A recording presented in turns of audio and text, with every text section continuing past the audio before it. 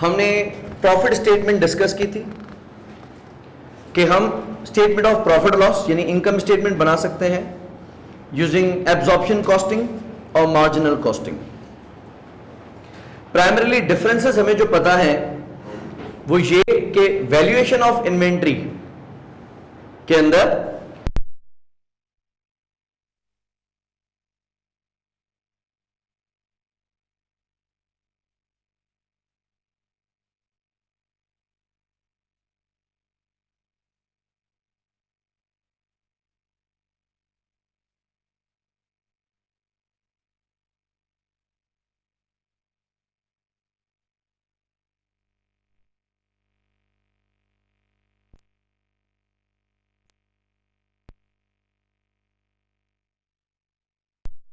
है और किस तरह से कैलकुलेट की जाती है।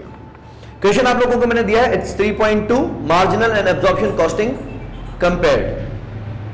The following example will be used to lead you through the various steps in calculating marginal and absorption.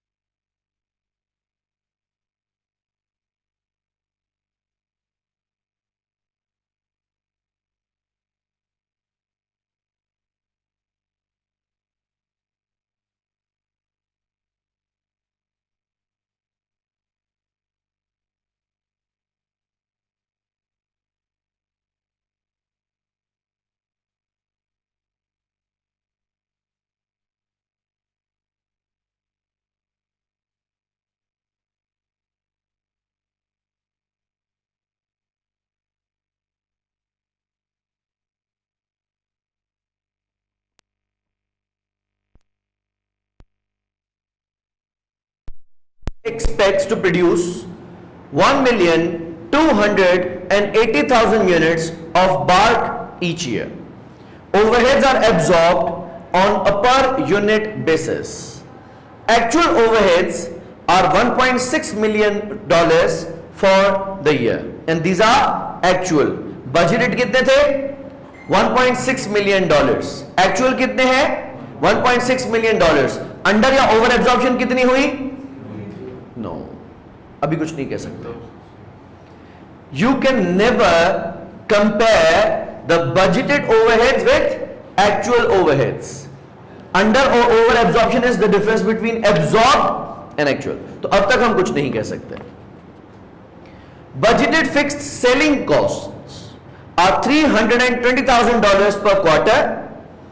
Actual sales and production units for the first quarter of 20x8 are given below. Sales January to March, ये एक quarter है। January to March कितने units बेचे हैं हमने? 240,000 and production कितनी है? 280,000। There is no opening inventory at the beginning of January. Prepare income statement for the quarter using marginal costing and absorption costing. पहले अगर हम स्टैंडर्ड कॉस्ट कैलकुलेट करें कि एक यूनिट हमें कितने का पड़ेगा या पड़ रहा है, तो कॉस्ट कैलकुलेट करते वक्त हम एक कॉस्ट रखते हैं डायरेक्ट मटेरियल की। डायरेक्ट मटेरियल कितना खर्चा है? $40 पर यूनिट। तो एक यूनिट ऑफ बार्क बनाने में $40 का खर्चा आएगा। दूसरा कौन सा खर्चा है? डायरेक्ट लेबर, ये भी यूनिट कॉस्ट का हिस्सा बनेगा and that is $16. Then there is variable overhead.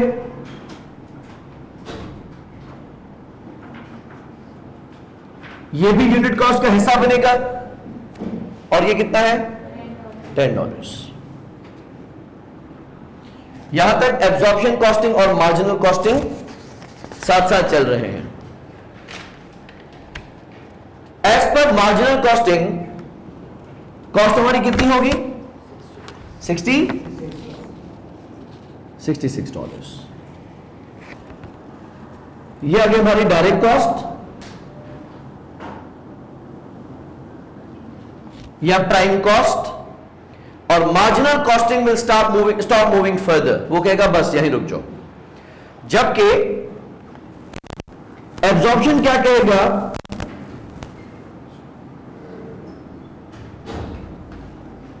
कि हम इसमें फिक्स्ड फैक्ट्री ओवरहेड्स भी इंक्लूड करेंगे। Eight the beginning of quarter आपको क्या लग रहा था कि हमारा बजटेड फिक्स्ड कॉस्ट कितनी होगी? Eight the beginning of quarter आपको क्या लग रहा था हमारी बजटेड फिक्स्ड प्रोडक्शन कॉस्ट कितनी होगी? 1.6 million. Yes, it's 1.6 million. And how much was your budgeted level of activity? 1.28 million. ठीक है, तो हम OAR कैलकुलेट कैसे करेंगे? Budgeted divided by budgeted level of activity. Per unit कितना आ रहा है? 1.25। एंड 1.28 जो मिलियन है, ये क्या है? ये पहले से ही यूनिट्स हैं। हालांकि एब्जॉर्ब हम नंबर ऑफ यूनिट्स के बेसिस पे भी कर सकते हैं, नंबर ऑफ लेबर आवर्स के बेसिस पे भी कर सकते हैं, नंबर ऑफ मशीन आवर्स के बेसिस पे भी कर सकते हैं। फिर जितने लेबर आवर्स यूनिट लेगा या जितने मशीन आवर्स लेबर लेगा, हम अकॉर्डिंगली उसको यूनिट कॉस्ट का हिस्सा बना लेंगे। लेकिन जहां इट्स वेरी इजी, हमने इसको नंबर ऑफ यूनिट से ही डिवाइड कर दिया। एब्जॉर्प्शन कॉस्टिंग के मुताबिक एक यूनिट की कॉस्ट कितनी है? 67.25। ठीक है, 1.25 in excess of marginal costing. So this would be standard cost per unit. Now we have to calculate कि एक क्वार्टर जो एक्चुअली हमारा गुजर जाता है उसमें हमें प्रॉफिट कितना हुआ या लॉस कितना हुआ। पहले हम स्टेटमेंट बनाते हैं using absorption costing.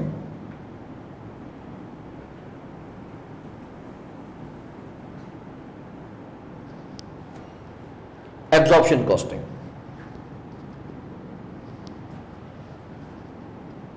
Sales revenue.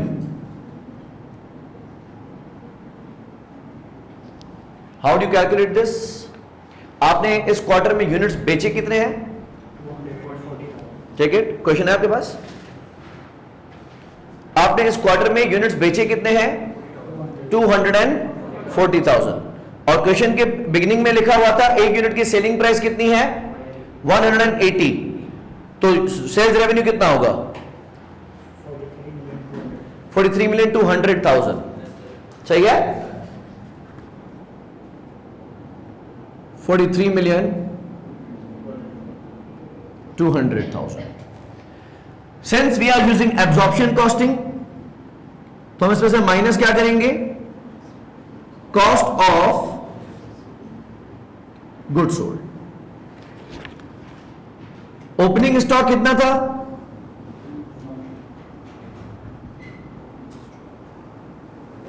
Eight the start, yes, at the start of quarter opening stock कितना था? 0। इसलिए वाज़ेह किया है there was no opening inventory, तो ओपनिंग स्टॉक आ गया 0।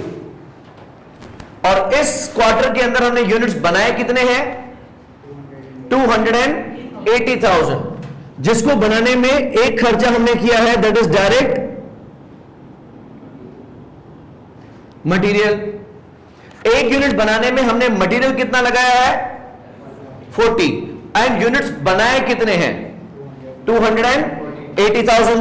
बनाए कितने हैं? 240 बेचे हैं, तो 280,000 multiply by 40, 11,200,000। This is a direct material cost.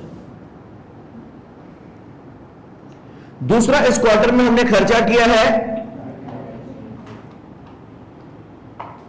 Direct labour. that is $16 per unit multiplied by number of units we have produced are 280,000. 4,480,000. Third is variable overheads, yes, direct expense. And variable overheads is $10 per unit multiplied by 280. So that would be 2,800,000. अच्छा, इसको तीन costs मैंने अलग अलग करके लिखी हैं, ठीक है। ऐसा भी अगर मैं डायरेक्टली 66 को मल्टीप्लाई कर देता था 280,000 से और लिख देता डायरेक्ट कॉस्ट तो भी चलता, since this is not IAS 1, ठीक है, जिन्होंने अकाउंट्स पढ़ी हुई है। जब हम फाइनेंशियल स्टेटमेंट्स बनाते हैं तो फाइनेंशियल स्टेटमेंट्स में कौन सी चीज कहां और कैसे और कितनी दिखाई जाएगी ये बताने वाला कोई और है, जिसको हम कहते हैं इंटरनेशनल अकाउंटिंग स्टैंडर्ड्स या इंटरनेशनल फाइनेंशियल रिपोर्टिंग स्टैंडर्ड्स। यहां हमें गवर्न करने वाला कोई नहीं है, तो हम इसको अलग अलग कॉस्ट करके दिखाएं या डायरेक्ट कॉस्ट मिला दें, चलेगा।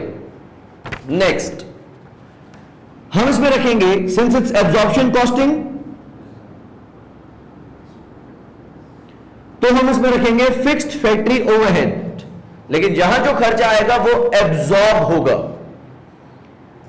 आपने क्वार्टर शुरू होते ही सोचा था कि हमारा आइंदा आने वाले साल का खर्चा 16 लाख होगा और पूरे साल में हम 12,80,000 यूनिट्स बनाएंगे, यूं हर यूनिट हमारा ₹1,000 का खर्चा आएगा। कहानी चल पड़ी और पहले क्वार्टर में आपने 2,80,000 यूनिट्स एक्चुअली बनाए हैं। सो OAR is being multiplied by the actual level of activity, which is 280,000. So 1.25 multiplied by 280,000, 350,000. ये 3.5 लाख रुपए का खर्चा दर हकीकत नहीं आया, ये हमने एब्जॉर्ब किया है, ठीक है। क्लियर अबाउट दिस कि हमने कैसे कैलकुलेट किया? Yes, so it is 350,000।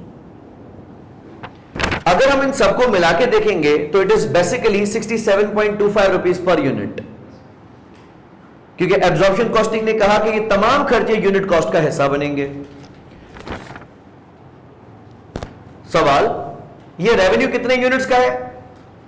240,000 units का, और ये खर्चा कितना है? 280,000 यूनिट्स का। क्या मैं इस रेवेन्यू में से ये वाला खर्चा माइनस करके प्रॉफिट निकाल सकता हूं? नो। मैचिंग कॉन्सेप्ट कहेगा कि भाई क्या कर रहे हो, जितने यूनिट्स का रेवेन्यू मिला है उतने यूनिट्स की कॉस्ट रखो, because this is cost of goods sold. तो मैं इसको बैलेंस करने के लिए क्या करता हूं, इसमें से वो यूनिट जो नहीं बिक सके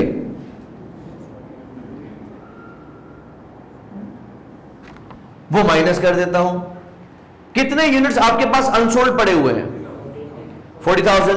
देखो लाए तो कुछ नहीं थे साथ, और इस क्वार्टर में आपने यूनिट्स बनाए कितने? 280,000। बेचे कितने? 240,000। 40,000 यूनिट्स आपके पास पड़े होंगे, और 40,000 मल्टीप्लाई बाय 67.25, इसको हम खर्चा नहीं तस्लीम करेंगे, इसको हम बोलेंगे बेटा आप बैलेंस शीट में रुको, हम अगले क्वार्टर में आपको बुला रहे हैं, ठीक है। तो 40,000 मल्टीप्लाई बाय 67.25, 2,690,000।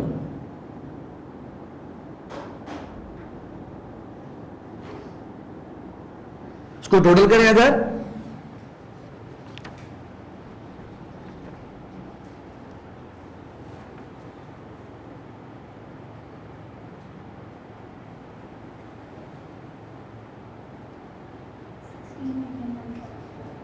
$16,140,000।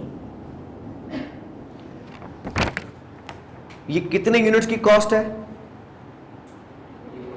ये 240,000 यूनिट्स की कॉस्ट है।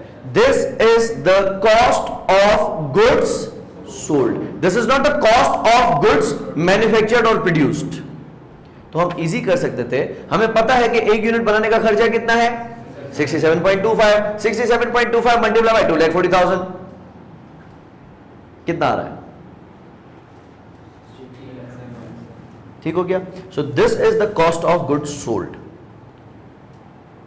अब हम देखते हैं कि क्या हमारा जो खर्चा एब्जॉर्ब किया गया है और जितना खर्चा एक्चुअल आया है वो बराबर है या इसमें कोई फर्क है। अगर कोई फर्क निकला तो अब हम इन्वेंट्री वैल्यूएशन के साथ छेड़छाड़ नहीं कर सकते। इन्वेंट्री वैल्यूएशन 67.25 पे फिक्स हो गई। अब या नसीब, क्वार्टर खत्म होते ही आपको पता चलता है कि खर्चा हमारी सोच से ज्यादा आ गया, कम आ गया, मेरे सर का दर्द नहीं है। तो हमने एब्जॉर्ब कितना किया है? फिक्स्ड ओवरहेड एब्जॉर्ब कितना किया था? It was 1.25 multiply by 280,000 units. सही है? OAR 1.25 multiply by actual level of activity. तो हमने एब्जॉर्ब कितना किया था? 350,000। इसको कंपेयर किससे करेंगे? एक्चुअल से। इसने आपको बताया हमारा एक्चुअल खर्चा कितना आया है? 1.6 million, but this is for the year. अगर पूरे साल का 16 लाख है तो क्वार्टर का कितना होगा? 4 लाख, यस 400। तो हमने एब्जॉर्ब किया था 3,50,000 और जब टाइम खत्म होता है तो पता चलता है कि हमारा खर्चा तो आ गया 4 लाख। अगर कि मुझे पहले पता होता तो जब तो मैं ख्याल कर सकता था, लेकिन अब मैं कुछ नहीं कर सकता। अब ये जो 50,000 का मुझे पता चलता है कि मैंने कम एब्जॉर्ब कर दिया, ये 50,000 का नुकसान कौन भरेगा? Cost of sale. देखो बात ये नहीं कस्टमर भरेगा या कंपनी भरेगी, मैं पहले दिन से कह रहा हूं, बात यह है कि प्रॉफिट लॉस में जाएगा या इन्वेंट्री वैल्यू में। So this 50,000 is what? Under absorbed.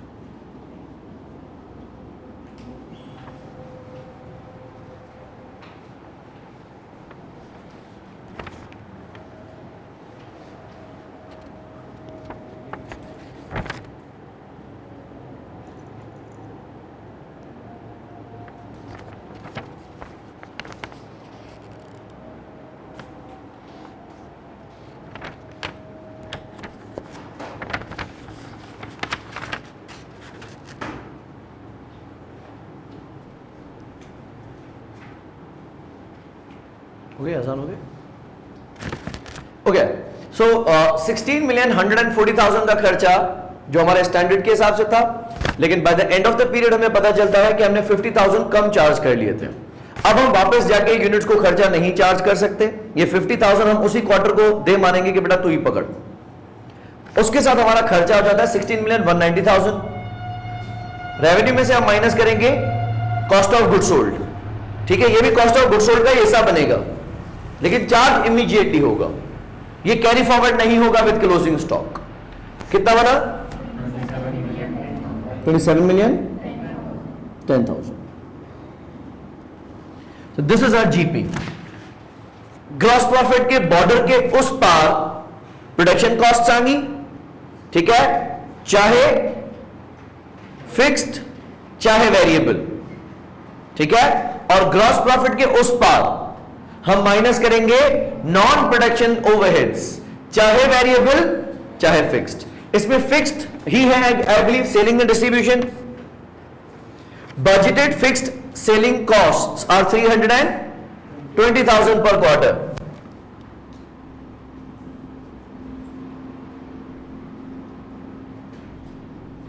Quarter की ही है 320,000। 26,690,000। This is a net profit as per absorption costing. ठीक है, तो रेवेन्यू में से हमने तमाम एक्सपेंसेस माइनस कर लिए and we have earned a profit of 26,690,000। किसी को कंफ्यूजन यहां तक? इजी है। Next, marginal costing. Marginal costing में हम कॉस्ट ऑफ गुड्स सोल्ड की जगह पे क्या रखेंगे? Variable cost of goods sold, और यहां पे सिर्फ और सिर्फ वेरिएबल कॉस्ट ही रखेंगे, कोई फिक्स्ड खर्चा यहां पे नहीं आएगा, क्योंकि इसमें कोई नॉन प्रोडक्शन वेरिएबल कॉस्ट नहीं है। इस सवाल में नॉन प्रोडक्शन वेरिएबल कॉस्ट नहीं है, तो ग्रॉस कंट्रीब्यूशन और नेट कंट्रीब्यूशन में भी कोई फर्क नहीं होगा। ठीक है, तो हम ग्रॉस प्रॉफिट की जगह पे क्या कैलकुलेट करेंगे मार्जिनल कॉस्टिंग में? Contribution. Yes, gross contribution margin and net contribution margin, उसमें से हम माइनस करेंगे फिक्स्ड कॉस्ट, चाहे प्रोडक्शन चाहे नॉन प्रोडक्शन, एंड वील सी कि हमारा प्रॉफिट कितना आता है। ठीक है, ये वाला साइड हटा दूं?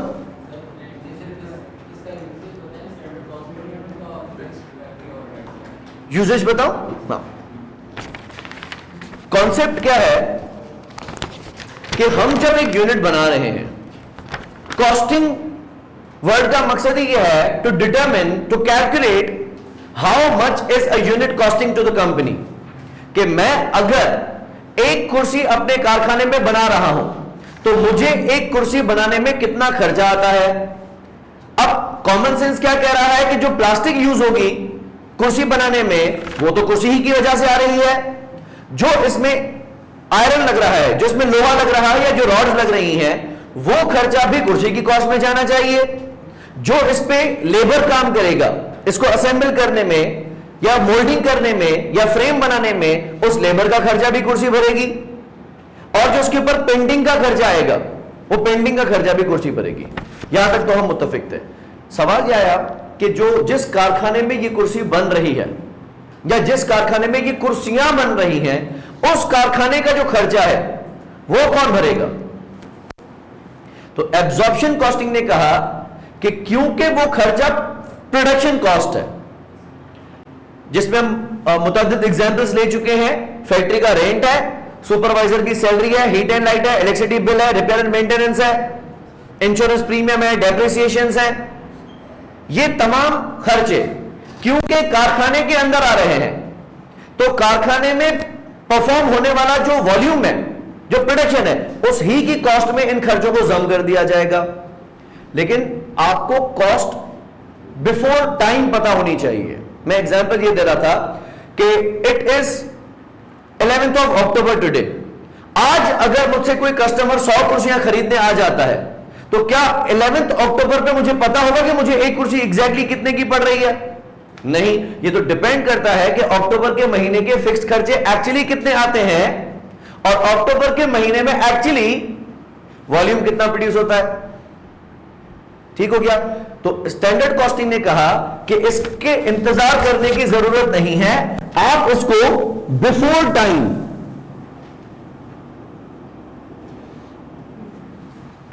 डिटरमिन करेंगे, जिसको हमने वर्ड यूज किया pre determined overhead absorption rate.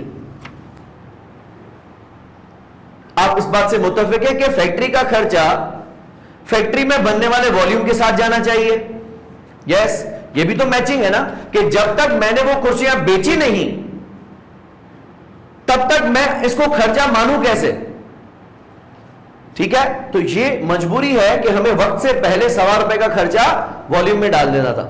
मिसाल, अगर मैं कॉस्ट प्लस 40% मार्कअप चार्ज करता हूं, तो मेरे पास 1 अक्टूबर पे भी कोई आएगा ना कुर्सी खरीदने, तो मैं उसको बोलूंगा देखो ₹67 की 67.25 की मुझे एक कुर्सी पड़ती है, उस पर 40% मार्कअप लगा दूंगा।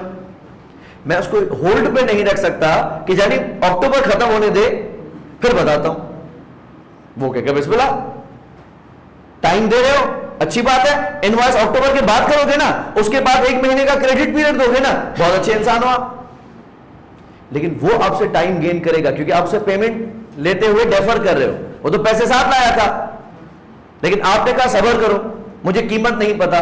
तो ये क्योंकि हमें बिफोर टाइम पता होना चाहिए कि हमारा एक यूनिट कितने का पड़ रहा है, तो हम फॉलो करते हैं standard costing rather than actual costing, क्योंकि एक्चुअल कॉस्टिंग के लिए आपको टाइम गुजारना पड़ेगा। ठीक हो गया। अब 67.25 एक यूनिट की कॉस्ट है, मल्टीप्लाई करते जाएंगे जितने यूनिट्स आप बनाते जाएंगे। इसमें से जो बिक गए 2,40,000 उनको बोलेंगे बेटा आप लोग जाओ, अक्टूबर के साथ ही जाओ, और 40,000 यूनिट्स को बोलूंगा आप रुको, हम नवंबर में चलेंगे, क्योंकि वो यूनिट्स बिक नहीं सके हैं। ठीक है।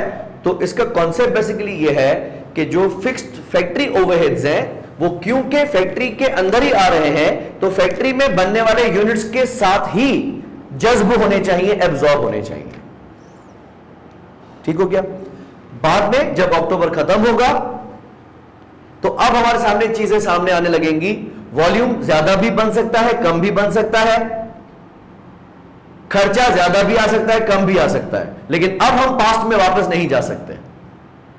जो वक्त गुजर गया सो गुजर गया, जो कुर्सियां बिक गई सो बिक गई।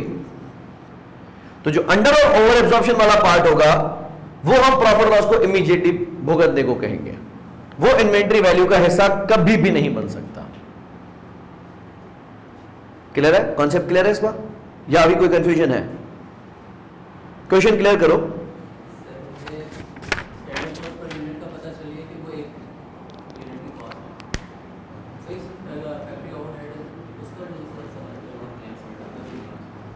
ये 16 लाख वाला, अच्छा ये वाला 16 लाख। मैंने शुरू में एक एग्जांपल दी थी कि हम सब चलते हैं पिकनिक पे। Let's say you are the organiser, you are the organiser. बच्चे आपसे पूछते हैं कि कंट्रीब्यूशन कितना देना है। ये कंट्रीब्यूशन मार्जिनल कॉस्टिंग वाला कंट्रीब्यूशन नहीं है। ठीक है। हम यहां पे सेलिंग प्राइस इसलिए यूज नहीं करते, ऑड लगता है जैसे हम पैसे कमाने के लिए कर रहे हो। पिकनिक ऐसा है कि जितना भी खर्चा आएगा वो तमाम स्टूडेंट्स पे तकसीम किया जाएगा।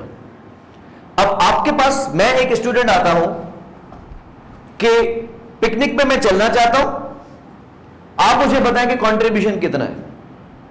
आप कहते हैं कि मैंने अरीना क्लब बात की है, वो 1500 रुपए पर स्टूडेंट के हिसाब से चार्ज करेंगे, और रास्ते में हम एक जगह पे चाय के लिए रुकेंगे तो 100 रुपए चाय बिस्किट के भी आपकी वजह से आएंगे।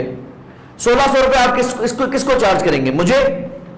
यस ऑफ कोर्स, क्योंकि मेरी वजह से खर्चा आ रहा है। 1600 रुपए लेके चलो करीना क्लब, मैं आपको 1600 रुपए चले। आप बोलेंगे सर चलेंगे कैसे? अब हम चलेंगे ट्रांसपोर्टेशन में। अब जब हम ट्रांसपोर्टेशन मैनेज करते हैं तो आपने खान साहब से पूछा कि भाई कोच आपकी चाहिए। लेट्स से खान साहब आपको ये कहते हैं कि मुझे 12,000 रुपए कोच के देना, डीजल आपका, जितना भी खर्च होगा आपका। आपने कैलकुलेट किया कि भाई तुम्हारी बस एवरेज क्या देती है, डीजल का रेट क्या चल रहा है, और उसने कहा कि खाना भी मुझे खिलाना, रास्ते में चाय मुझे भी पिलाना। हमने टोटल किया, अंदाजा लगाया कि हमारा हैदराबाद से कराची अप डाउन 30,000 रुपीज में हो जाता है। ठीक है। अब बताओ मेरा कंट्रीब्यूशन कितना बनेगा? अभी भी नहीं बता सकते ना, क्योंकि 1600 रुपए जो डायरेक्ट मेरी वजह से आ रहे हैं वो तो मैं भरूंगा, लेकिन क्या 30,000 रुपए भी मुझसे लोगे? तो आप बोलेंगे सर लूंगा तो आपसे, लेकिन सारे नहीं। तो आप कंट्रीब्यूशन कैसे डिसाइड करेंगे? कुछ आइडिया दे सकते हैं? आप कंट्रीब्यूशन कैसे डिसाइड करेंगे? आप ये देखेंगे कि आपके बस में कितने स्टूडेंट्स आपके साथ चलेंगे। अज्यूम कैपेसिटी तो 48 बच्चों को बिठाने की है, लेकिन आपने कहा कि मैं खर्चा तकसीम करता हूं 40 बच्चों के ऊपर, क्योंकि उसमें कोई टीचर्स हो जिनसे हम कोई कंट्रीब्यूशन ना ले, या कोई बस में जगह खाली हो तो उसका खर्चा कौन भरेगा? तो आपने अकलमंदी करते हुए क्या किया? 40 बच्चों से डिवाइड कर दिया। अब मैं आपसे पूछूं इस पूरी ट्रिप के अंदर 30,000 रुपीज क्या है? अभी का ट्रांसपोर्टेशन की कॉस्ट, ये एक्चुअली कितनी आती है, एक्चुअली कितना डीजल डलता है, एक्चुअली टोल प्लाजा में टैक्स कितना लगता है, एक्चुअली ड्राइवर खाना कितना खाता है, ये तो जब हम वापसी में अलहमद पे उतरेंगे तो पता चलेगा। ये 30,000 आपकी तरफ से क्या है? ये बजटेड फिक्स्ड कॉस्ट है, एक्चुअल तो नहीं है और एक्चुअल हो भी नहीं सकती, ये बजटेड है। और आपने इसको तकसीम किया 40 स्टूडेंट्स है। अगर हम 30,000 रुपीज की कॉस्ट को 40 बच्चों पे तकसीम कर रहे हो तो फी बचा 450 रुपए आएगा, 750। तो 1600 रुपए वो और 750 रुपए आपने मुझे ये लगा दिए, ये बन गए 2350 रुपए। आप मुझसे चार्ज कर रहे हैं 2350 रुपए, मेकिंग नो प्रॉफिट, इसमें आपका प्रॉफिट कोई भी नहीं है। लेकिन क्या वो 750 रुपए मेरी वजह से आएंगे? डायरेक्टली मेरी वजह से तो नहीं आएंगे, लेकिन भरने तो मुझे है ना, सही है। सिमिलरली फैक्ट्री के अंदर फैक्ट्री का किराया, सुपरवाइजर की salary, heat and light, electricity, cleaning, repair, maintenance, insurance वगैरह वगैरह जो हमने फैक्ट्री के स्ट्रक्चर के अंदर खर्चे पड़े थे, वो खर्चे कौन भरेगा? भरेगा तो यूनिट ना, जो यूनिट्स उस फैक्ट्री में बन रहे हैं। लेकिन दर हकीकत खर्चा कितना आता है ये तो वक्त खत्म होने के बाद पता चलेगा, लेकिन हम वक्त खत्म होने का इंतजार नहीं कर सकते। तो हम क्या करते हैं, हम पहले से ही एक अंदाजा लगाते हैं कि हमारा बजटेड फिक्स्ड फैक्ट्री ओवरहेड कितना होगा। जिस तरह मैंने 30,000 रुपीज के, तो उस तरीके से हमने यहां पे अंदाजा लगाया कि कारखाने के अंदर हमारा खर्चा 16 लाख रुपए का आएगा पूरे साल का, डिवाइडेड बाय, किससे डिवाइड करते हैं? नॉर्मल या बजटेड लेवल ऑफ एक्टिविटी से। और आपने कहा कि हम एक साल में तकरीबन 12,80,000 यूनिट्स बनाते हैं, तो 16 लाख रुपए का खर्चा और 12,80,000 रुपए के 80,000 यूनिट्स, तो फी यूनिट खर्चा कितना आना चाहिए? 1.25। लेकिन जब हम ट्रिप से वापस आते हैं तो पता चलता है कि कंट्रीब्यूशन 45 बच्चों ने दिया था, जो 40 बच्चों ने 750 रुपए दिए वो तो इंसाफ है, लेकिन जो ऊपर के 5 बच्चों ने मुझे 750 रुपए दिए, ये कितने बने? 2250 रुपए। क्या वो आप उनको वापस कर देंगे? आप बोलेंगे नहीं, वापस क्यों करूंगा भाई, अगर कम बच्चे चलते तो भी क्या मुझे देते वो? नहीं। अगर आपको 30,000 रुपए की बजाय 32,500 रुपए मिल गए हैं, यह आपका नसीब, या 32,250 मिल गए हैं, यह आपका नसीब है, आपने अंडर एब्जॉर्ब कर दिया। लेकिन 2,250 जो एक्स्ट्रा आपको मिल गए हैं 5 बच्चों के, वह आप वापस नहीं करेंगे। Clear with this point? ऐसा ये खर्चा एब्जॉर्प्शन कॉस्टिंग कहता है कि यूनिट कॉस्ट का हिस्सा ही बनेगा। बना दिया, जो यूनिट बिका उसको कॉस्ट माना, जो नहीं बिका उसको इन्वेंट्री। अब हम देखते हैं कि मार्जिनल कॉस्टिंग क्या कहता है। मार्जिनल कॉस्टिंग ने यहां ब्रेक मार दिया, उसने कहा कि एक यूनिट की कॉस्ट कितनी? 66। ठीक है,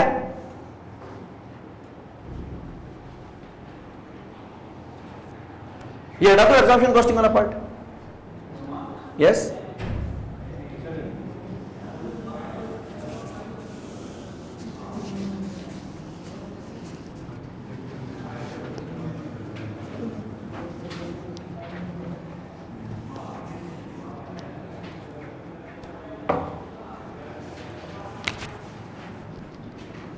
अब हम स्टेटमेंट बना रहे हैं using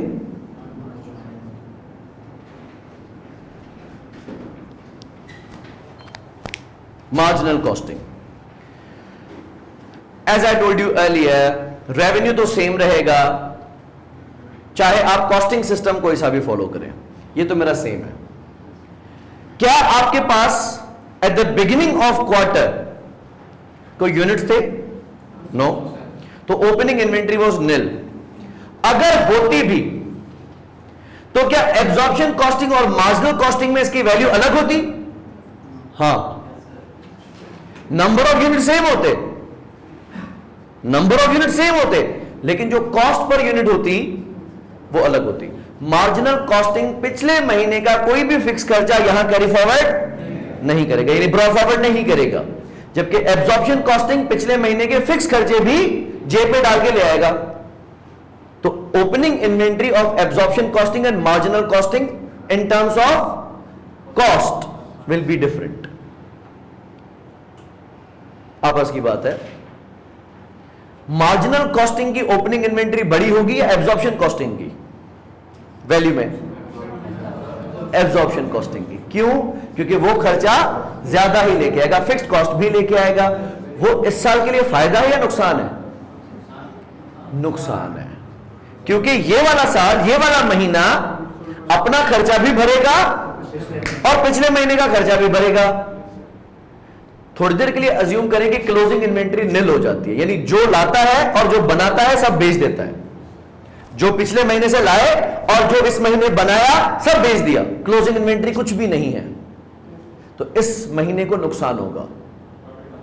yes, using absorption costing हमारा प्रॉफिट कम दिखेगा, क्योंकि ये महीना एब्जॉर्प्शन कॉस्टिंग के तहत इस महीने का खर्चा भी भर रहा है और कुछ पिछले महीने के फिक्स कॉस्ट भी भर रहा है।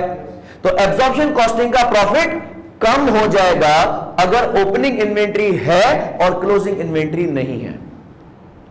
सेंस बना? सेंस बना? अच्छा, अगर क्लोजिंग इन्वेंट्री होती है तो इस साल को फायदा होगा या नुकसान होगा? फायदा होगा, क्योंकि क्लोजिंग इन्वेंट्री चोरी करेगी। क्लोजिंग इन्वेंट्री इस साल का खर्चा या इस महीने का खर्चा उठा के अगले महीने लेके जाएगी। मैं उसको कहूंगा जज़ाकल्लाह खैर और अच्छा काम किया, उठा के ले गए, जिसकी वजह से एब्जॉर्प्शन कॉस्टिंग का प्रॉफिट ज्यादा दिखेगा। मार्जिनल लिहाज नहीं करेगा, बोला बच गए तो क्या करो, अपना रेलेवेंट खर्चा लो, डायरेक्ट खर्चा लो और निकलो। लेकिन जो फिक्स्ड खर्चा है उसको आंख उठा के भी नहीं देखना, वो इस महीने का है, वो ये महीना भरेगा। मार्जिनल कॉस्टिंग क्लोजिंग इन्वेंट्री के साथ फिक्स खर्चे को बोरी बिस्तर बांध के नहीं भेजेगा, जबकि एब्जॉर्प्शन कॉस्टिंग उसको भी लपेट के भेज देगा। अब हम सेंस बना रहे हैं। ओपनिंग इन्वेंट्री की वजह से एब्जॉर्प्शन कॉस्टिंग का प्रॉफिट ज्यादा दिखेगा, ट्रू और फॉल्स? ओपनिंग इन्वेंट्री की वजह से एब्जॉर्प्शन कॉस्टिंग का प्रॉफिट ज्यादा दिखेगा, ट्रू और फॉल्स? फॉल्स, क्योंकि ओपनिंग इन्वेंट्री जितनी ज्यादा होगी एब्जॉर्प्शन कॉस्टिंग का प्रॉफिट उतना कम होगा। ठीक है? क्लोजिंग इन्वेंट्री जितनी ज्यादा एब्जॉर्प्शन कॉस्टिंग उतना ज्यादा प्रॉफिट दिखाएगा, ट्रू और फॉल्स? ट्रू। तो क्लोजिंग इन्वेंट्री अगर ज्यादा होगी ये उस साल के लिए एब्जॉर्प्शन कॉस्टिंग के अंदर फायदा होगा। अब नेट इफेक्ट देखते हैं। अब नेट इफेक्ट देखते हैं। अगर पिछले साल से बचा के लाया था मैं 2000 यूनिट्स और क्लोजिंग इन्वेंट्री में लेके जाता हूं मैं 5000 यूनिट्स, यानी जो पिछले साल का खर्चा, पिछले महीने का खर्चा मैं इस महीने लाया था वो 2000 यूनिट्स पे था, और जो यहां से समेट के जा रहा हूं वो 5000 यूनिट्स का लेके जा रहा हूं, तो एब्जॉर्प्शन कॉस्टिंग इस महीने में ज्यादा प्रॉफिट दिखाएगा या कम? ज्यादा, क्योंकि लाया था 2000 यूनिट्स का खर्चा और लेके जा रहा हूं 5000, 3000 यूनिट्स के खर्चे का मैं आपको फायदा देके जाऊंगा। थोड़ी देर के लिए अज्यूम करते हैं कि अगर हमारा OAR सेम है, पिछले महीने भी हमारा फिक्स्ड ओवरहेड सेम था और इस महीने में भी फिक्स्ड ओवरहेड सेम था, तो हम 3000 यूनिट्स मल्टीप्लाई बाय OAR करके दोनों का डिफरेंस निकाल सकते हैं। 3000 is what? Is the difference between opening inventory 2000 and closing inventory 5000। 3000 आपने ज्यादा कैरी फॉरवर्ड किए हैं, तो 3000 multiply by fixed overhead absorption rate will be the difference between profit of absorption costing and marginal costing. अगर fixed factory overhead absorption rates मुख्तलिफ होते, पिछले महीने का था 45 रुपए पर यूनिट और इस महीने का है 60 रुपए पर यूनिट, तो हम 3000 को मल्टीप्लाई कैसे करेंगे? नहीं कर सकते, नहीं कर सकते। तो हम क्या करेंगे? ओपनिंग इन्वेंट्री में 2000 यूनिट्स है, मल्टीप्लाई बाय 45 रुपए, ये वो अमाउंट है जिससे एब्जॉर्प्शन कॉस्टिंग का प्रॉफिट कम दिखेगा, सही? और 5000 मल्टीप्लाई बाय 60, ये वो अमाउंट है जिससे एब्जॉर्प्शन कॉस्टिंग का प्रॉफिट ज्यादा दिखेगा, सही है? नेट ऑफ कर देंगे तो 2000 मल्टीप्लाई बाय 45 बने 90000 और 5000 मल्टीप्लाई बाय 60 बने 3 लाख, तो 3 लाख से एब्जॉर्प्शन कॉस्टिंग का प्रॉफिट बढ़ेगा और 90,000 से एब्जॉर्प्शन कॉस्टिंग का प्रॉफिट कम होगा। नेट इफेक्ट ये दिखेगा कि 2,10,000 से एब्जॉर्प्शन कॉस्टिंग का प्रॉफिट ज्यादा होगा। सेंस बना रही है चीज? अच्छा, यहां पे आते हैं डायरेक्ट मटेरियल, बिस्मिल्लाह, डायरेक्ट लेबर, बिस्मिल्लाह, वेरिएबल ओवरहेड, बिस्मिल्लाह, फैक्ट्री ओवरहेड, निकलो यहां से। इसको मैं यहां नहीं आने दूंगा। मैंने यहां पे सिर्फ कौन से खर्चे रखने हैं? Variable cost of goods sold. और मैं कहूंगा पैक करो भाई, जो बिका सो बिका, जो नहीं बिका उसको बैलेंस शीट में डालो। तो इसके हिसाब से मेरा एक यूनिट कितने का है? 66 का। इसमें यह खर्चा मैं नहीं डालूंगा। आपके पास कितने यूनिट्स नहीं बिक पाए? 40,000 multiply by 66,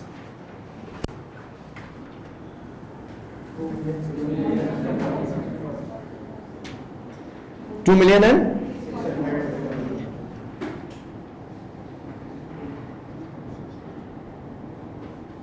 since this was the cost of 280,000 units that was supposed to be matched with the revenue of 240,000 units, तो आपने एकदम से बोला सर नहीं नहीं नहीं नहीं, जब रेवेन्यू 2,40,000 यूनिट्स का है तो खर्चा भी 2,40,000 यूनिट्स का होना चाहिए। जो 40,000 यूनिट्स हमने बनाए तो हैं लेकिन बेच ना पाए, उनको थोड़ा साइड करें, उनको उस महीने में खर्चा मानेंगे जिस महीने में बिकेंगे।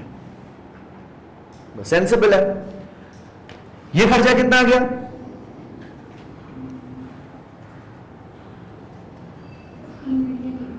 15,840,000। Shouldn't this be 66 multiplied by 240,000? 2,40,000 unit जो आपने बेचे हैं multiply by 66। This is the variable cost of goods that have been sold. और यूनिट्स बेचे कितने? 2,40,000। और एक यूनिट को बनाने का वेरिएबल खर्चा कितना? 66। तो 2,40,000 मल्टीप्लाई बाय 66, 15,840,000। ठीक है। जब हम रेवेन्यू में से, सेल्स में से वेरिएबल कॉस्ट माइनस करते हैं तो क्या बचता है? Contribution margin. यस, रिमेंबर, यहां पे ग्रॉस प्रॉफिट का लफ्ज यूज करने वाला मार खाएगा मार्क्स में। ठीक है, हम यहां पे रख देते हैं कंट्रीब्यूशन मार्जिन। उसूलन यहां पे क्या आना चाहिए था? Gross contribution margin. फिर हम इसमें से माइनस करते थे नॉन प्रोडक्शन वेरिएबल ओवरहेड्स। ठीक है, डिस्ट्रीब्यूशन सेलिंग में कमीशंस वगैरह अगर आप पे करते हैं, डिलीवरी चार्जेस आप पे करते हैं, जो एक इजाफी यूनिट को सेल करने की वजह से खर्चा आता, वो आप यहां से माइनस करते। तो ग्रॉस में से, ग्रॉस कंट्रीब्यूशन में से जब हम माइनस करते नॉन प्रोडक्शन वेरिएबल ओवरहेड्स तो बच जाता नेट कंट्रीब्यूशन मार्जिन। यहां गेन नहीं है ये वाला। ठीक है, तो फुजूल में फॉर्मेट बना के उसको फॉलो करने की जरूरत नहीं है। कितना गया सीएम? 27,360,000। एक यूनिट की सेलिंग प्राइस कितनी है? 180 माइनस एक यूनिट की वेरिएबल कॉस्ट कितनी है? 66। Selling price minus variable cost is equal to contribution margin. कितनी आ रही है? 114. 114 is contribution margin per unit multiplied by 2,40,000 units. 27,360,000. This is a contribution margin. किसी को कोई चीज ना समझ में आई हो अब तक? स्मूथ है? चले आगे। अब हम इसमें से क्या माइनस करेंगे? अब हमारा बॉर्डर आ गया। बॉर्डर के उस पार गई वेरिएबल कॉस्ट, चाहे प्रोडक्शन चाहे नॉन प्रोडक्शन, और बॉर्डर के इस पार आएंगी फिक्स कॉस्ट, चाहे प्रोडक्शन चाहे नॉन प्रोडक्शन। अब इसमें से हम माइनस करते हैं फिक्स्ड प्रोडक्शन ओवरहेड्स, और कौन से वाले माइनस करेंगे? एक्चुअल। ठीक है, एब्जॉर्ब का तो यहां पे नामो निशान ही नहीं है, कोई कॉन्सेप्ट ही नहीं है एब्जॉर्ब का कि मैं इसको कोई बजटेड लेवल ऑफ एक्टिविटी से डिवाइड करूं और एक्चुअल लेवल ऑफ एक्टिविटी से मल्टीप्लाई करूं। नो। आपका एक्चुअल खर्चा कितना है एक क्वार्टर का? 4 लाख। यस, 16 लाख पूरे साल का है, डिवाइडेड बाय 4 क्वार्टर्स। तो एक क्वार्टर का हमारा फिक्स्ड फैक्ट्री ओवरहेड है 4 लाख और माइनस करेंगे फिक्स्ड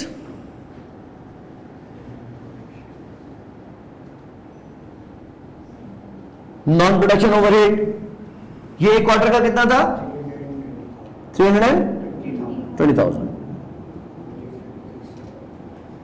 तो कंट्रीब्यूशन में से फिक्स्ड कॉस्ट माइनस की, बाकी पीछे रह जाएगा प्रॉफिट। प्रॉफिट कितना आ रहा है 26,640,000।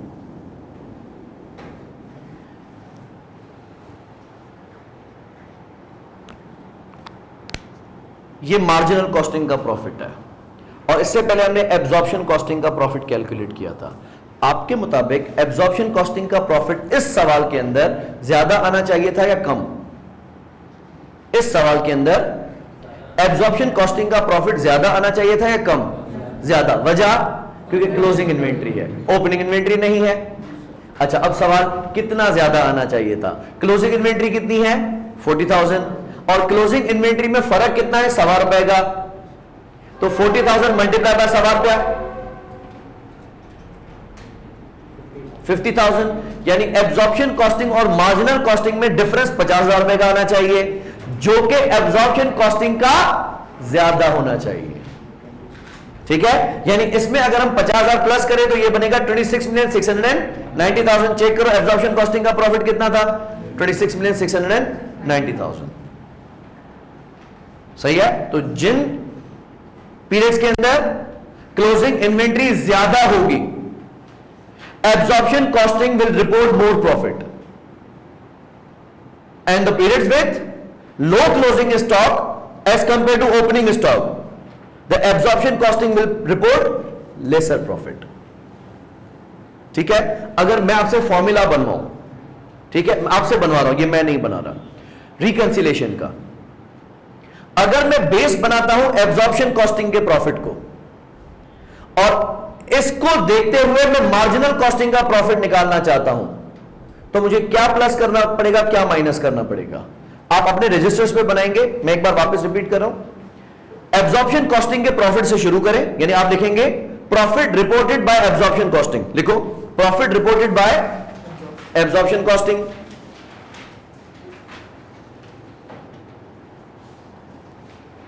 Profit reported by absorption costing और उसके सामने एक्स लगा दो, जितना भी होगा लगा दिया। अब इसमें जो प्लस करना है, जो माइनस करना है, ठीक है, एड और less, this thing and that thing equals to profit reported by marginal costing. ठीक है, थोड़ा दिमाग चलाओ, जहन चलाओ कि इसमें क्या प्लस होगा, क्या माइनस होगा, जिसके बाद हम मार्जिनल कॉस्टिंग के प्रॉफिट पे पहुंच जाएंगे। आप फॉर्मूला बनाएं, फिर मैं अपना लिखवाता हूं।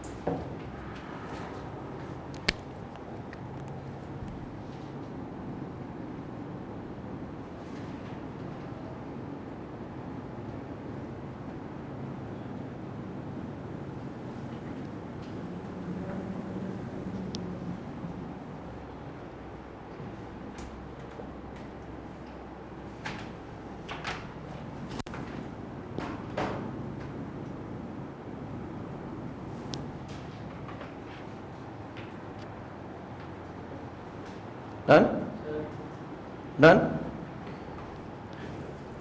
इसमें क्या प्लस करूं, क्या माइनस करूं?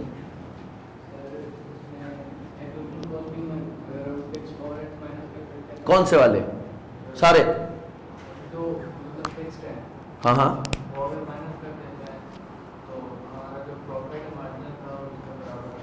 क्या मार्जिनल कॉस्टिंग फिक्स्ड कॉस्ट को फिक्स्ड कॉस्ट नहीं मानता, एक्सपेंस नहीं मानता? मानता है। लेकिन इसमें से जब हमने प्रॉफिट रिपोर्ट किया है यूजिंग एब्जॉर्प्शन कॉस्टिंग, क्या इसमें से फिक्स्ड कॉस्ट माइनस की हुई नहीं है? क्या एब्जॉर्प्शन कॉस्टिंग ने फिक्स्ड कॉस्ट को फिक्स्ड कॉस्ट नहीं माना था? माना है। तो आप इसमें से मजीद क्यों फिक्स्ड कॉस्ट माइनस कर रहे हैं? माइनस तो करते हैं ना, इसमें से तो पहले से ही डिडक्टेड है। मैं कह रहा हूं कि अगर इसमें से अगर फिक्स्ड कॉस्ट माइनस कर देते ना तो फिर वो मार्जिनल के बराबर आएगा, अगर मार्जिनल में ऐड कर देते हैं तो फिर वो ठीक है, ठीक है। लेकिन आपके इस फॉर्मूला से मुझे यह समझ में आ रहा है कि जैसे एब्जॉर्प्शन कॉस्टिंग फिक्स्ड कॉस्ट को खर्चा मानता ही नहीं है, कि आपके फॉर्मूला के तहत हम एब्जॉर्प्शन कॉस्टिंग के प्रॉफिट में से अगर फिक्स्ड कॉस्ट माइनस कर दें तो हम मार्जिनल कॉस्टिंग के प्रॉफिट पे पहुंच जाएंगे। मेरा सवाल यह है कि इसमें से फिक्स्ड कॉस्ट तो पहले ही उड़ी हुई है, निकली हुई है, मैं मजीद कैसे निकाल सकता हूं? सही है, चलो वेल ट्राई। आप बताओ फॉर्मूला आपने क्या बनाया? Reported by absorption costing plus और माइनस, ठीक है, पूरी की पूरी। हाँ, क्लोजिंग इन्वेंट्री मिसाल 40,000 यूनिट्स मेरे बच गए, तो 40,000 यूनिट्स मिसाल मल्टीप्लाई बाय 66 है, वो सब उड़ा दूं?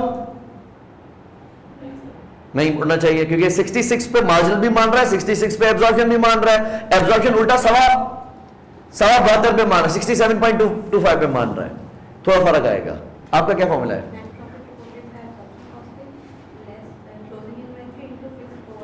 ओके, इसमें से आप कह रही है कि मैं माइनस कर दूं closing stock in units multiplied by fixed OAR per unit, और काफी है, आ जाएगा। तो मार्जिनल कॉस्टिंग आ जाएगा, ठीक है। यह है, यस, यह है। मैं इसमें और तरमीम करूंगा। यहां तक ऐसा ठीक हुआ कि जब क्लोजिंग इन्वेंट्री ज्यादा होती है as compare to opening inventory, जब क्लोजिंग इन्वेंट्री ज्यादा होती है as compare to opening inventory, तो एब्जॉर्प्शन कॉस्टिंग ज्यादा प्रॉफिट दिखाता है। यानी ये जो प्रॉफिट रिपोर्ट किया गया है एब्जॉर्प्शन कॉस्टिंग की तरफ से ये ज्यादा है। कितने से ज्यादा होगा? जितना क्लोजिंग स्टॉक में फिक्स्ड कॉस्ट होगी, वो मैंने कर दी यहां से माइनस। यहां तक ठीक है। अब अगला opening stock. Yes, opening stock में जो पिछले महीने का खर्चा आप इसमें लेके आए थे वो भी तो से वापस लो ना फिर। यस, तो अब क्या करेंगे, इसमें ऐड कर देंगे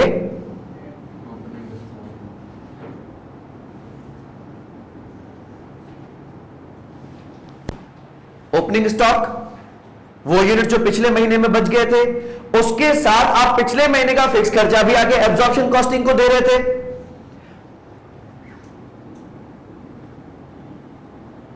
फिक्स्ड OAR पर यूनिट, वो इसमें मैं प्लस कर दूंगा।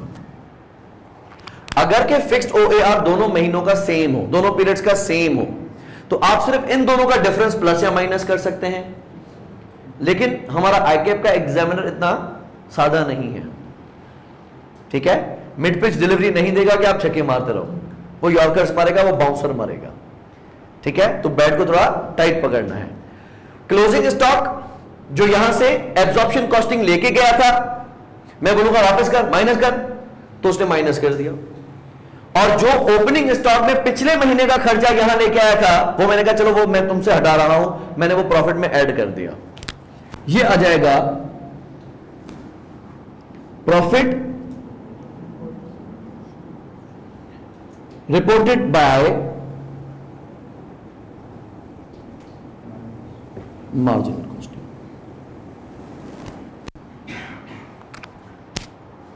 ये फॉर्मूला नहीं है।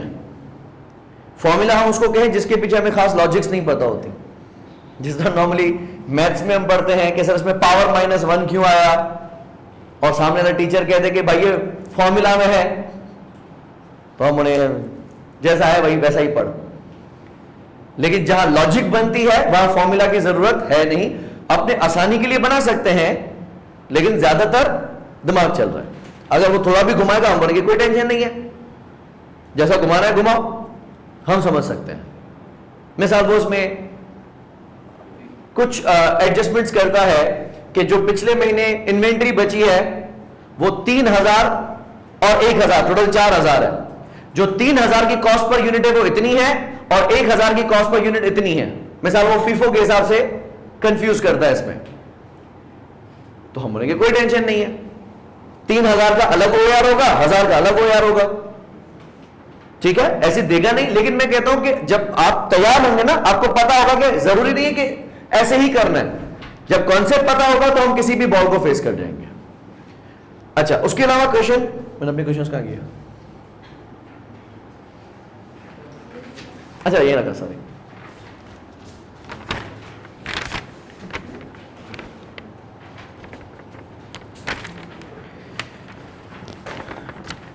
यहां तक किसी को कोई भी कंफ्यूजन हो? हाँ, अगर पिछले महीने, मिसाल हम अभी बात कर रहे थे जनवरी टू मार्च की, ये वाला जो सवाल हमने किया उसमें हमने ये जो इनकम स्टेटमेंट बनाई है वो कौन से टाइम की है? फॉर क्वार्टर एंडिंग मार्च है ना, यानी ये है फॉर जनवरी फरवरी मार्च। ऐसा मुमकिन होता था, हो सकता था कि दिसंबर, पिछले साल के दिसंबर में कुछ यूनिट्स आपसे ना बिक सकते थे, ठीक है, पिछले साल की तो फैक्ट्री चल रही थी, नहीं तो नहीं खोली है, तो वो जो यूनिट्स आपके पास बच जाते, मार्जिनल कहता है 66 के हिसाब से वैल्यू करो, एब्जॉर्प्शन कहता है 67.25 के हिसाब से वैल्यू करो, तो हम यहां पे लाते हैं उसको ओपनिंग स्टॉक की हैसियत में। ओपनिंग स्टॉक की नेचर होती है एक्सपेंस। क्यों? क्योंकि वो कॉस्ट ऑफ गुड्स सोल्ड में क्या होता है? प्लस होता है। कॉस्ट में जो चीज प्लस होगी वो खुद भी खर्चा बन जाएगी, और कॉस्ट से जो चीज माइनस होगी वो इनकम बन जाएगी या वो एसेट बन जाएगा। तो अगर कोई ओपनिंग इन्वेंट्री होती जो पिछले दिसंबर में बची हुई थी, वो यहां पे आती, तो वो इस महीने के लिए, इस क्वार्टर के लिए क्या बनती? खर्चा। मार्जिनल में वो कम खर्चा बनती, एब्जॉर्प्शन में वो ज्यादा खर्चा बनती, जिसकी वजह से एब्जॉर्प्शन का प्रॉफिट कम दिखता। सही है, क्योंकि एब्जॉर्प्शन पिछले रुपए का फिक्स खर्चा भी ₹1.25 करके इधर ला रहा है। तो ओपनिंग इन्वेंट्री जितनी ज्यादा होगी, एब्जॉर्प्शन कॉस्टिंग का प्रॉफिट उतना कम दिखेगा। ये बात समझ में आई? फिर दूसरी सपोर्ट करता है क्लोजिंग स्टॉक,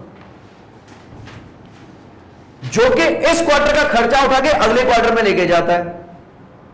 अगर कि वो ओपनिंग स्टॉक से भी ज्यादा हुआ तो एब्जॉर्प्शन कॉस्टिंग को नुकसान कम होगा, फायदा ज्यादा होगा, क्योंकि क्लोजिंग स्टॉक एक्ट करता है as a reduction in cost of cell.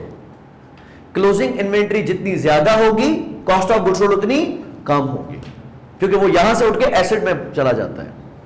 ठीक है, तो हम ये देखेंगे कि ओपनिंग इन्वेंट्री के यूनिट्स कितने हैं और क्लोजिंग स्टॉक के यूनिट्स कितने हैं। अगर ओपनिंग के यूनिट्स ज्यादा हुए एज कंपेयर टू क्लोजिंग, तो एब्जॉर्प्शन कॉस्टिंग का प्रॉफिट मार खाएगा। लेकिन अगर क्लोजिंग के यूनिट ज्यादा हुए ओपनिंग के मुकाबले में, तो एब्जॉर्प्शन कॉस्टिंग को फायदा होगा। ठीक है, अब दूसरा डिपेंड करता है OAR पे। अगर पिछले साल का OAR ज्यादा होता, मिसाल एक अज्यूम लेते हैं कि हम लाते भी 40,000 यूनिट्स है, ले जाते भी 40,000 यूनिट्स है, ओपनिंग भी 40,000 यूनिट्स है, क्लोजिंग भी 40,000 यूनिट्स है, तो क्या एब्जॉर्प्शन कॉस्टिंग और मार्जिनल कॉस्टिंग के प्रॉफिट में फर्क आना चाहिए? जनरली नो, क्योंकि उतने ही 40,000 यूनिट का खर्चा मैं लाया था और 40,000 का लेके जा रहा हूं। लेकिन अगर पिछले साल का OAR कम था और इस साल का OAR ज्यादा है, ठीक है, तो जो मैं आपको खर्चा दे रहा हूं वो कम है, जो लेके जा रहा हूं वो ज्यादा है, आपको फायदा होगा, एब्जॉर्प्शन कॉस्टिंग को फायदा होगा। ठीक है, अगर हम रिवर्स करते हैं कि पिछले साल का फैक्ट्री ओवरहेड एब्जॉर्प्शन रेट ज्यादा था, मिसाल 250 रुपए पर यूनिट था, और इस साल का कम हो गया, 200 रुपए पर यूनिट हो गया, तो ओपनिंग स्टॉक ज्यादा डज मार के जाएगा। और क्लोजिंग स्टॉक कम खर्चा लेके जाएगा, ये कॉन्सेप्ट है। ओपनिंग इन्वेंट्री पिछले पीरियड का खर्चा इस पीरियड में ला रही है, क्लोजिंग इन्वेंट्री इस पीरियड का खर्चा अगले पीरियड में लेके जा रही है। ठीक है, रिमूव कर दो उसको।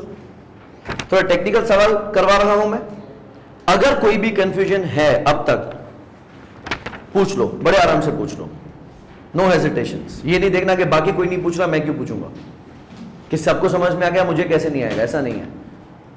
ओके, क्वेश्चन है आपके सामने, सिग्मा लिमिटेड स्प्रिंग 2015 का सवाल है।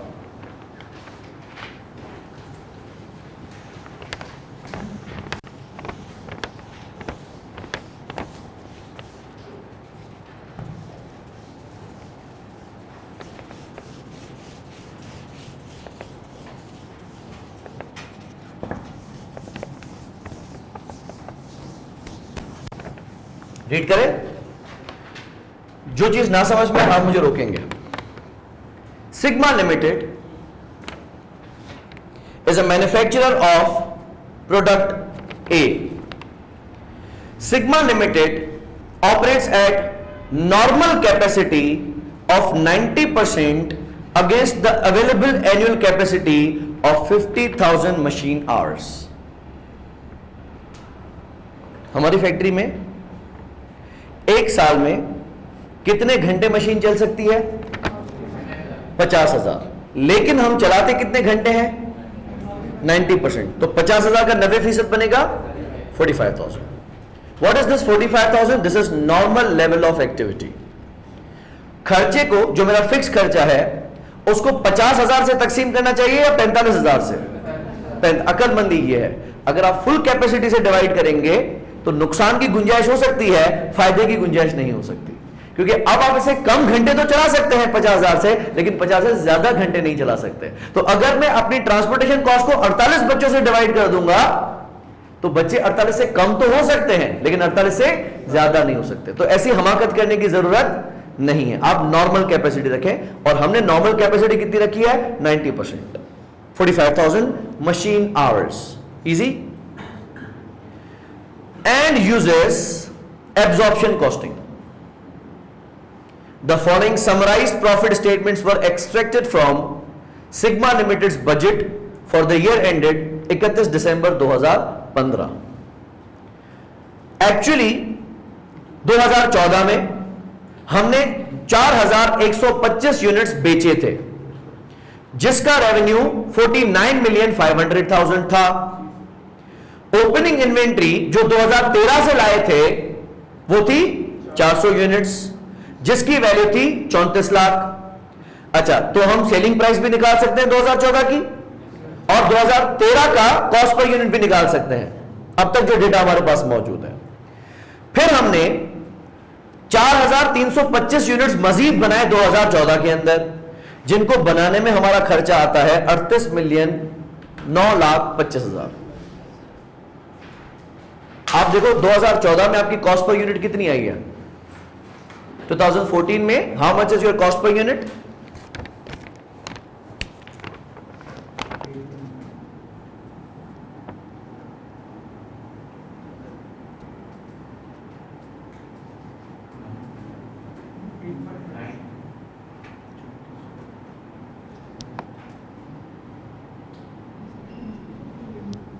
यस, 9। आपने 2014 में यूनिट्स कितने बनाए हैं? 4,325। और ये यूनिट्स बनाने में आपका खर्चा कितना आया है? 38,925,000।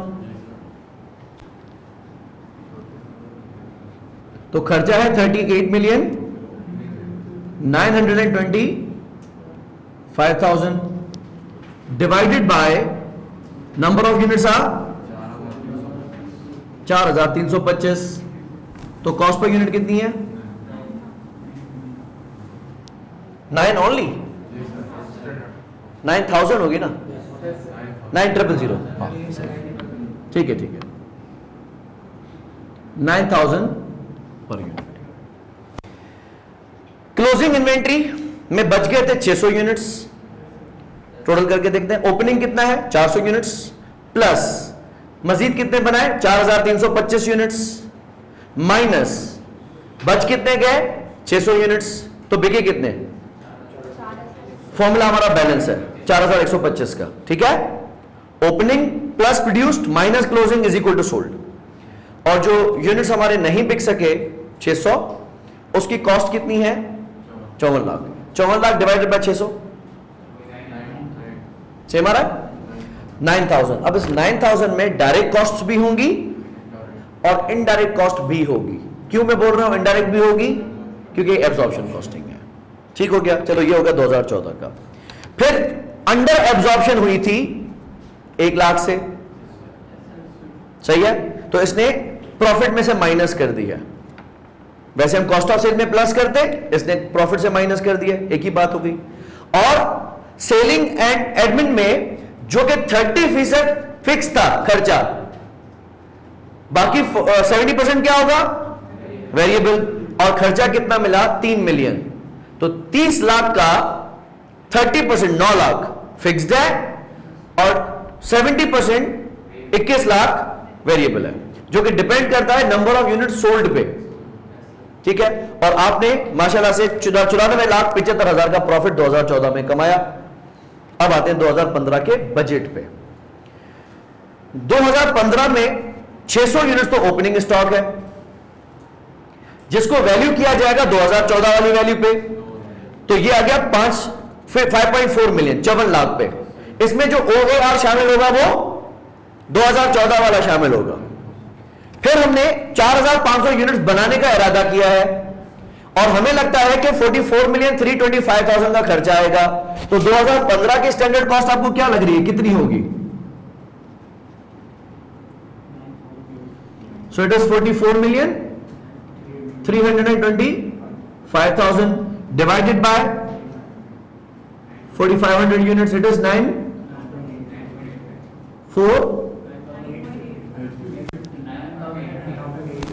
अच्छा 9,850। 2015 में हमारा जो यूनिट बनेगा वो महंगा होगा, वाला मटेरियल महंगा होगा, लेबर महंगा होगा, या शायद फैक्ट्री ओवरहेड्स की वजह से, या तो फिर बजटेड लेवल ऑफ एक्टिविटी कम होगी। लेकिन हमें पता चला कि 2014 का जो यूनिट बना वो 9,000 का था और 2015 का जो यूनिट बनेगा वो 9,850 का होगा। चले 600 यूनिट हमारे पास पहले से मौजूद है, 4,500 यूनिट्स हम मजीद बनाएंगे, जो हमारे पास हो जाएंगे 5100 यूनिट्स। इसमें से हम 4600 यूनिट्स बेच देंगे, 4,600 यूनिट्स सेल कर देंगे। तो 5,100 में से अगर 4,600 यूनिट्स हम बेच देते हैं तो पीछे बचेंगे 500 यूनिट्स, और 500 यूनिट्स की वैल्यू कितनी है 49,25,000। अगर हम 4925 को डिवाइड करते हैं 500 से, सेम आ गया। चलो अंडर और ओवर एब्जॉर्प्शन हम कुछ कह नहीं सकते क्योंकि हम अभी बजटेड बना रहे हैं, हकायक सामने आ ही नहीं, तो अंडर और ओवर एब्जॉर्प्शन तो 2015 के आखिर में ही पता चलेगी। बहरहाल हमारा सेलिंग एंड एडमिन कॉस्ट 52,50,000 होगा, सेम, इसमें से 30% फिक्स्ड होगा और 70% वेरिएबल होगा। और हम एक्सपेक्ट कर रहे हैं कि हमारा प्रॉफिट 65,30,000 होगा। ये रीडिंग पूरी समझ में आ गई, कोई फिगर ऐसी नहीं है जो कि हमें समझ में ना आई हो कि ये कैसे है। Other element information is as under. 2014 में standard machine hours per unit, हमें लग रहा था या हमारा अंदाजा था कि एक यूनिट बनाने में कितने घंटे लगेंगे, 10 घंटे लगेंगे। Standard production overhead rate per unit, वापस पढ़ रहा हूं, standard production overhead rate per unit. मुझे पता है कि आप इसको फिक्स समझ रहे हो, इसको फिक्स नहीं समझना। ये क्या है, standard production overhead rate per unit. This is not fixed, इसने कहीं भी नहीं लिखा। और हर यूनिट पे हमारा 2,000 रुपए का खर्चा, ठीक है, वेरिएबल भी इसमें शामिल है। 2014 में प्रोडक्शन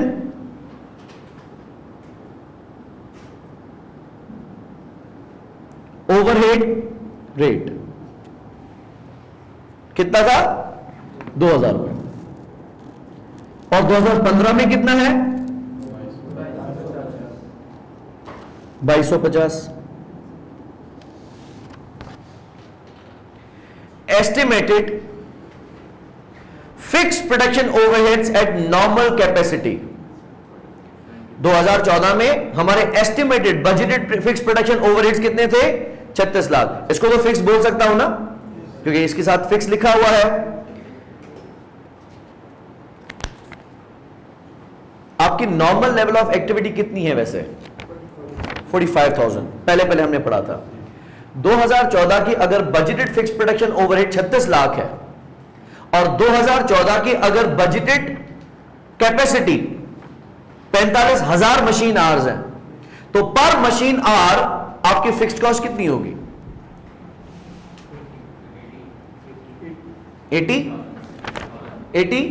80 रुपीज ओनली। हाँ देखो, how do we calculate OAR?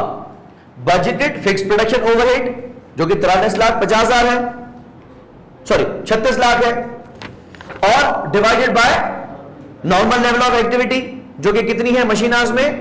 45,000। तो आप 36 लाख को डिवाइड करें 45,000 से, आपको पता चला कि 2014 में हमारी 1 घंटा मशीन चलाने का खर्चा 80 रुपए था, और 1 यूनिट बनाने में कितने घंटे लगने थे? 10। तो आपकी पर यूनिट कॉस्ट कितनी होनी चाहिए? 800 रुपए। नहीं कैलकुलेशन समझ में है तो एक बार पूछ लो बड़े आराम से। बिल्कुल टॉप ऑफ द क्वेश्चन हमने पढ़ा था 90% वाला। तो 50,000 हमारी कैपेसिटी है, उसमें से 90% नॉर्मल है। तो हम अगर प्रोडक्शन ओवरहेड में से fixed production overhead absorption rate minus करें, ठीक है, मैं कैलकुलेशन दिखा देता हूं 2014 का हम कैसे कैलकुलेट कर रहे हैं। Budgeted fixed production overhead is 3.6 million divided by budgeted level of activity is 50,000 का 90%, 45,000। ये आपने मुझे बताया 80 रुपया फी घंटा 2014 में हमारा खर्चा आना था, और 1 यूनिट बनाने में कितने घंटे लगने थे? 10। इसको मैंने मल्टीप्लाई किया 10 से, तो 2014 में मेरा fixed factory overhead per unit 800 था, जबकि इसने तो कहा है कि मेरा प्रोडक्शन ओवरहेड रेट तो 2000 है। यस, जिसमें से 800 फिक्स्ड है तो बाकी 1200 वेरिएबल। मुझे बताओ 2015 का वेरिएबल ओवरहेड एब्जॉर्प्शन रेट कितना है? 2015 का वेरिएबल ओवरहेड एब्जॉर्प्शन रेट कितना है?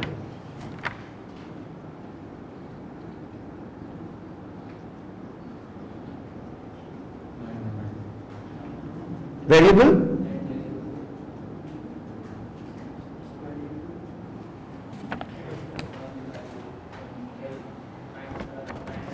$900 इज फिक्स्ड, ठीक है।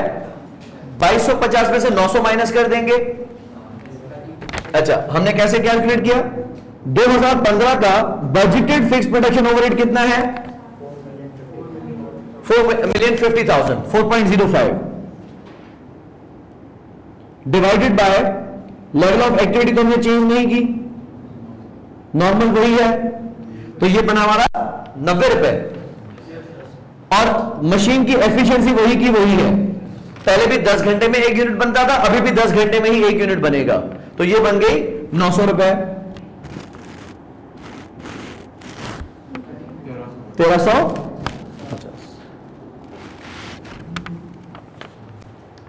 सही है, डेटा सही एक्सट्रैक्ट हो रहा है पूरा। आगे चलते हैं।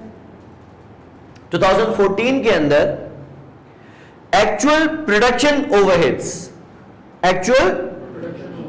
ओवरहेड्स, ये फिक्स्ड नहीं है, ये एक्चुअल है और टोटल है।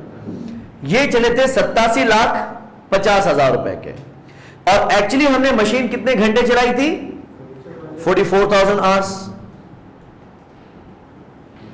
ठीक है। OAR कितना था? 2000 मल्टीप्लाइड बाय मशीन कितने घंटे चलाई थी? 44,000 आवर्स। तो हम क्या करते हैं? OAR को मल्टीप्लाई करते हैं एक्चुअल लेवल ऑफ एक्टिविटी से, और फिर उसको एक्चुअल से कंपेयर करते हैं। ठीक है, फिक्स्ड में क्या करते हैं हम? फिक्स्ड में क्या करते हैं हम? हमारा फिक्स प्रोडक्शन ओवरहेड कितना था? 800 multiplied by actual level of activity. लेकिन ध्यान करना, ये पर यूनिट है और 44,000 क्या है? मशीन आवर्स है। ठीक है, हमारा पर मशीन आवर रेट कितना था? 80 रुपए। 80 रुपए को मल्टीप्लाई करें 44,000 आवर्स से,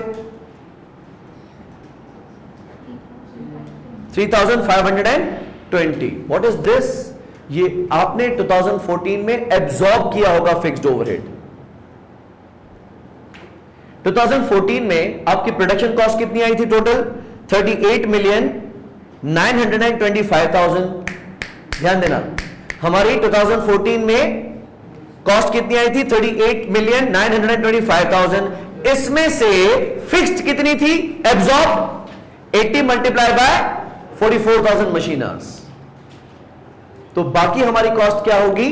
डायरेक्ट होगी, वेरिएबल होगी। सही है, ये सिर्फ नंबर से खेलना है गेम। मैंने आपको पहले दिन से कहा था मैथमेटिक्स है, QMTS में कैलकुलेशंस हैं। आगे चलते हैं। 2015 का एक्चुअल ओवरहेड बता नहीं सकता, ना ही एक्चुअल मशीन आवर्स बता सकता है। करना क्या है? डेटा तो हमने पढ़ लिया, करना क्या है? A, what do you understand by under or over absorbed production overheads? ये आपने अपनी जुबान में लिखना है कि as per absorption costing, fixed production overhead is absorbed into the cost of the unit by dividing the budgeted fixed production overhead divided over the budget level of activity, and the cost is absorbed into the cost of each unit. This is multiplied by the actual level of activity, and by the end of the year the difference between actual and absorbed is regarded as under absorbed or over absorbed, and that is immediately charged to cost of sale. 2 marks हैं। ये grammar मुख्तलिफ हो सकती है, जैसा मैंने बोला आपकी जुबान से मुख्तलिफ हो सकती है। उर्दू नहीं होनी चाहिए, लेकिन जुबान मुख्तलिफ हो सकती है, शब्द आपके होने चाहिए। B, analyse the under absorb production overheads. अच्छा, ये अभी वेरिएंसेस वाला पार्ट है, इसको हम छोड़ देते हैं। सी पे आ जाते हैं। Prepare budgeted profit and loss statement for year ending 31 दिसंबर 2015। हम बोलेंगे बना के तो दिए ऊपर, लेकिन हमने किस पे बनानी है? Using marginal costing system. ठीक है, ये आपका असाइनमेंट होगा। सेल्स रेवेन्यू पे कोई फर्क नहीं आएगा। ओपनिंग स्टॉक जो 600 यूनिट्स हैं, यूनिट्स पे तो वही रहेंगे, लेकिन जो पैसे हैं 5.4 मिलियन, ये 5.4 मिलियन नहीं होंगे, क्योंकि इसमें 800 रुपए का फिक्स खर्चा भी शामिल है। हम 800 रुपए का फिक्स खर्चा हटा देंगे, बाकी अपनी जगह पे रहना चाहिए। तो ओपनिंग स्टॉक की वैल्यू चेंज हो जाएगी। फिर 45 लाख यूनिट्स को बनाने का खर्चा 44,325,000 है, लेकिन क्योंकि एब्जॉर्प्शन के हिसाब से है तो इसमें फिक्स्ड कॉस्ट भी शामिल होगी। हम इसमें से फिक्स्ड कॉस्ट हटा देंगे, फिक्स्ड कॉस्ट 2015 वाली हटा देंगे। ठीक है, अच्छा, ये आ जाएगी आपकी ग्रॉस कंट्रीब्यूशन मार्जिन। सेल्स में से variable cost of production minus करेंगे, ग्रॉस कंट्रीब्यूशन मार्जिन आ जाएगा। फिर नीचे सेलिंग एंड एडमिन कॉस्ट, जो जिसका 70% वेरिएबल है, वो आप माइनस करेंगे तो आ जाएगा नेट कंट्रीब्यूशन मार्जिन। उसके बाद आप इसमें से बजटेड फिक्स्ड प्रोडक्शन कॉस्ट जो कि 40,50,000 है, और जो बाकी 30% सेलिंग एंड डिस्ट्रीब्यूशन है वो माइनस करेंगे, तो आपका एब्जॉर्प्शन कॉस्टिंग के बाद मार्जिनल कॉस्टिंग जैसा प्रॉफिट भी आ जाएगा। ये 7 मार्क्स आपने अटेम्प्ट करने हैं without taking any help further, और आपने इस डिफरेंस को एनालाइज करना है, रिकंसाइल करना है। Analyse the difference between budgeted profit determined under the absorption costing and marginal costing. तो आपने एब्जॉर्प्शन कॉस्टिंग को बेस बनाया, ओपनिंग इन्वेंट्री, क्लोजिंग इन्वेंट्री जो हमने यहां पे किया था, और आपने रिकंसाइल करना है कि एब्जॉर्प्शन कॉस्टिंग और मार्जिनल कॉस्टिंग का प्रॉफिट इतने से ही डिफरेंस आ रहा है, because of opening inventory and closing inventory is fixed cost. Try कर लोगे ये? ठीक है, इसको छोड़ना नहीं है, आप अटेम्प्ट करके देखना। नहीं हो अगर तो मुझे आप रोकें ताकि हम इस टॉपिक में मजीद स्टे करें। अगर समझ में आ गया तो फिर हम आगे बढ़ते चले। ठीक है, thank you so much. We'll इंशाल्लाह be meeting in next class. Best of luck.